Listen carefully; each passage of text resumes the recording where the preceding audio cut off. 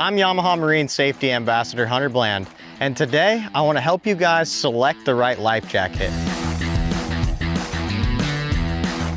You know, whether you're walking down your favorite retail store aisle trying to select a life jacket, or you got multiple styles already in your boat, it can be a daunting task trying to select a life jacket and the right one for a specific application on the water. But today I'm going to break down the different types of life jackets and where they're applicable, because every life jacket has an intended use.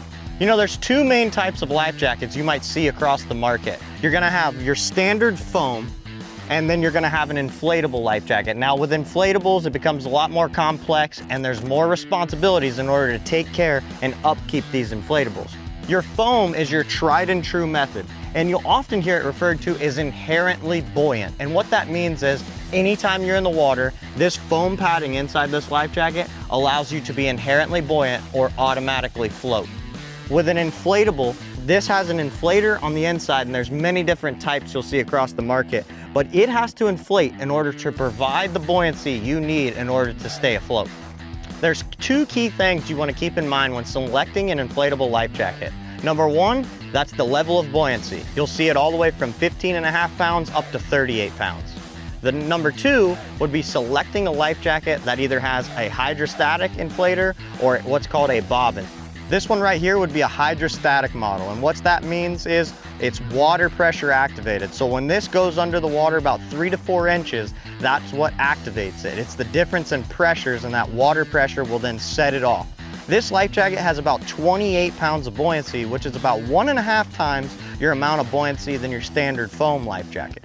Another type of inflatable is this MIT 100 here. It has roughly the same amount of buoyancy as your hydrostatic, but it relies on a little bobbin in here, and what that recalls is that it has to be activated by the water. So that water activates that little bobbin in there, and then it fully inflates this life jacket, and then you're completely buoyant at that point. But both of these, if they are automatic versions, they will automatically go off, but they have to have some sort of water in order to activate them. Compared to foam, where foam is inherently buoyant and your buoyancy is already built in, nothing has to deploy.